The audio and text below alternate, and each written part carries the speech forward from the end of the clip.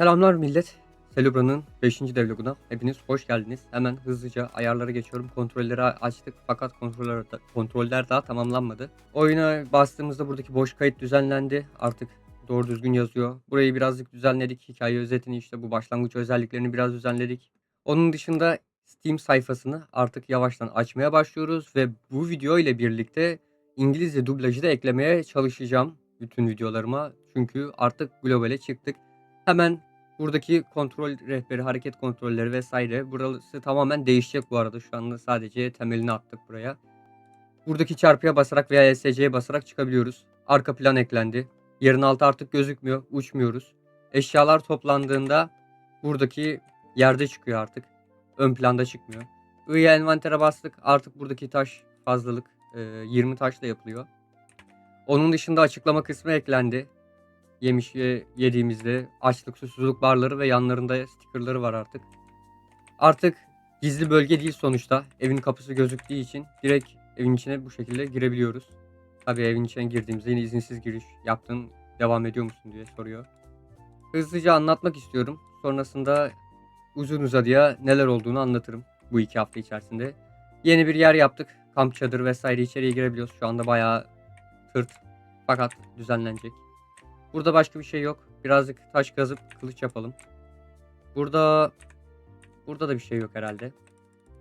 Arka planlar düzenlendi dediğim gibi. Bu taşların hepsini toplayacağım çünkü taş fırlatabiliyoruz artık oyunda. Bir tane taş kılıç yaptım. Bunu buraya koydum. Artık taş kılıcın animasyonu var. Az önce gördüğünüz gibi kazmanın daha animasyonu yoktu. Onu da ekleyeceğiz. Taş kılıcın animasyonu var. Bu arada açıklama kısımlarındaki tam olarak göremiyorsunuz benden dolayı. Çok da önemli bir şey değil. Şöyle yakınlaştırayım. Artık bu arada kılıç sallarken sağ solu yürüyebiliyoruz. CTRL'ye basılıyken de sağ sol ilerleyebiliyoruz. Biraz saçma ama yapacak bir şey yok. Belki ileride düzeltiriz. Onun dışında şurada kayıtlarım var. Hemen buradan okuyacağım. Türkçe olmayan yerler Türkçeleştirildi. Ses sistemi eklendi. Ses sistemi eklendi. Doğru ya. Arkadaşlar ayarlarda ses sistemi de var artık. Zaten bunu yapmıştık. Direkt buraya ekledik. Öğretici oluşturuldu. Bunu da söyledik zaten. Buradaki soru işaretine tıklayarak da istediğiniz zaman açabiliyorsunuz. Merdivenler yukarı alındı. Onu göstereceğim. Keseler güncellendi. Artık loot düşürme sistemi var. Slime'ları falan öldürdüğümüzde. Buranın arka planı da güncellendi. Boss. Artık bosslarımız adam akıllı gözüküyor. Canları vesaire var. Merdivenler yukarı alındı dediğim gibi. Burayı sarmaşık yapsam falan diyenler oldu. Aslında mantıklı fakat şu anda merdivenden yukarı çıkma animasyonu var. Fakat sarmaşıktan yukarı çıkma animasyonu yok. Onu sıfırdan oluşturmak çok uzun ve uğraştırıcı sürecektir. 2 haftaya köye gidiyorum ve 2 hafta içerisinde demoyu yayınlamak istiyorum. O yüzden olabildiğince hızlı bir şekilde oyunu bitirmeye çalışıyorum şu anda. Yani en azından demo oynanacak seviyeye gelmesini istiyorum. Keseler güncellendi demiştik. Şunları bir indirelim. Keselerin güncellenişini de görürüz. Şöyle çat çut. Gördüğünüz üzere keseler yere düşüyor. Eskiden uçabiliyordu buralardan. Onun dışında tümünü al. F'ye basalım. Keseyi açtık. Artık tek tek al. Shift sol tık. Buraya bastığımızda zaten direkt şey çıkıyor. Açıklama ekranı çıkıyor ve farenin sağ tıkına bastığımızda da almıyor. Shift'e basılı tutarak farenin sol tıkına basmamız lazım. Sağ dedim az önce. Şuradaki eşyaları alalım. Karakter ekranında bayağı bir değişiklik var. Onları göstereceğim. Eşyaları aldık. Buradan giydik. Giyemiyoruz. Giydik. Karakter ekranına tıkladık. Artık karakter ekranında eskiden burada yeşil olarak ayrı içerisinde gösteriyordu. Buradan artıya bastığımızda o yeşilin içindeki artıyordu ve kafa karışıklığı oluşturuyordu. Artık sadece beyaz şekilde gözüküyor. Buradan artıya bastığımızda yeşil şekilde gözüküyor. Zaten kaydede bastığımızda güncelleniyor. Kaydede basmadan çıktığımızda da bir tane panel çıkıyor işte değişiklikleri kaydetmediniz diye. Yeni bir panel ekledik. Buradaki hız olayını sildik. Burada hala hız var. Çünkü artık ikinci paneli oluşturduk. Yetenekler panelini oluşturduk. Burada madencilik, odunculuk, balıkçılık vesaire var. Bunlar artıyor gördüğünüz üzere zaten. Koştukça hızımız artıyor seviye 1. Her 10 seviyede bir 2 tane özellikten birini seçeceğiz. Onları daha yapmadım, yapacağız. Veya demoya kadar yetişmeyebilir maalesef. Onun dışında hotbar güncellendi. Bakın 3'te yemiş var. 3'e bastığım an bakın direkt yiyor. Fakat evet 3'teki şey güncellenmemiş. Tamam, onu hemen kaydedeyim. Kalem nerede? Onun dışında artık ne oyun yaptığımızı biliyoruz. Şurada yazmıştım. Ona da bakalım. Celebra oyunun türü 2D aksiyon RPG'ymiş. Bunları tabi araştırarak baktık. Stardew Valley ve Terraria karışımı bir şey. 2 boyutlu aksiyon rol yapma oyunu. Survival and crafting, hayatta kalma ve üretim. Life Simulation and Sandbox, yaşam simülasyonu ve serbest dünya. Hem serbest dünya hem yaşam simülasyonu bir şeyler yaptık. Onun dışında zıplama güncellendi. Artık boşluk tuşuna basılı tuttuğumuzda zıplayabiliyoruz istediğimiz kadar. Tabi stamina azalıyor. Düşman canları gözüküyor. Evet, onu gördünüz mü? Bakın 100 can.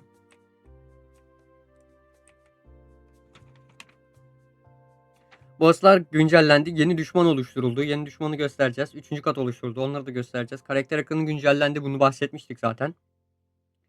Taş atma özelliği oluşturuldu. Hemen ona ekleyelim, gösterelim. Şuraya taşı aldık mesela.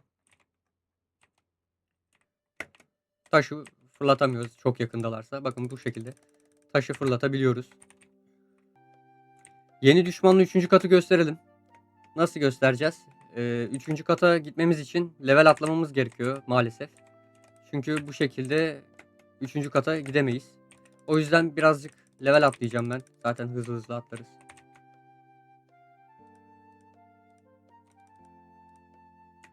Onun dışında burada slime jölesi, slime çekirdeği çıkıyor. Bu ölü slime çekirdeği. Bir de canlı slime çekirdeği var. O slime çekirdeklerini de tüketebiliyoruz. XP veriyor. Ayrıca canımızı azaltıyor normal olarak. Görmüyorsunuz. Hemen şunu da göstereceğim. Bir dakika şunu öldüreyim.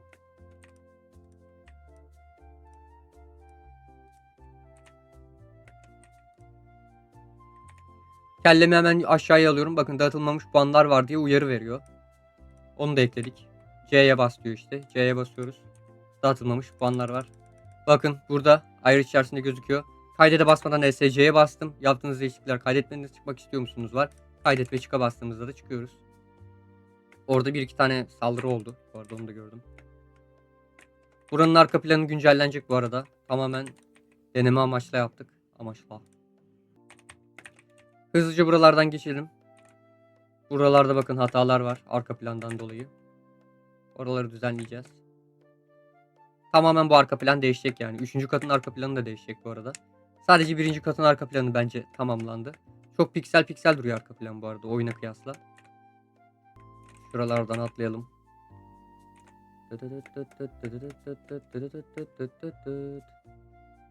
Üçüncü katın kapısı biraz büyük gördüğünüz üzere. Onun dışında harita tamamen güncellenecek. Buradan haritaya baktığımızda bu şekilde gözüküyor. Şurada kırmızı slime'larımız var. Kırmızı slime boss'umuz var. Devasa bir şey.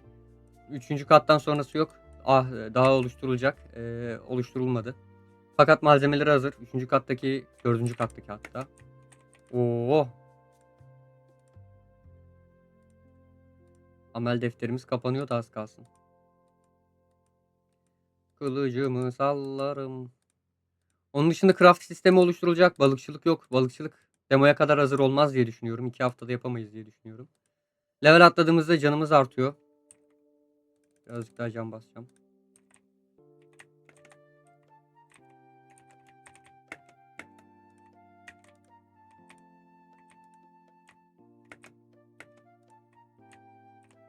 Aa! Burada kesin öleceğiz. Öldüğüm yerini böyle yaptım. Değiştirilebilir. Şu anlık böyle kalsın. Onun dışında artık daha aydınlık. Az önceki yerde gördüğünüz üzere bayağı karanlıktı. Demiştim işte burası zindan falan, işte karanlık olsun vesaire. Sonra vazgeçtim. Zindan olsa bile adam akıllı gözükmüyordu hiçbir şey.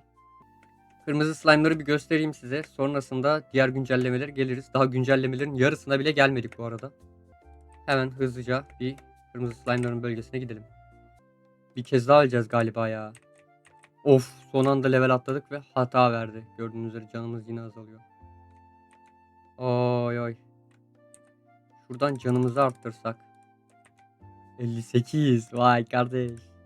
Ah, vuramadım ya. Son bir kez daha şuraya geleceğim. Çok sıcak. Vantilatörümü açsam ses gelir mi? Açayım.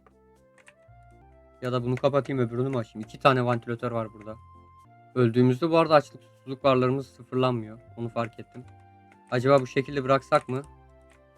Yoksa öldüğümüzde açlık susuzluk barlarımız sıfırlansam mı?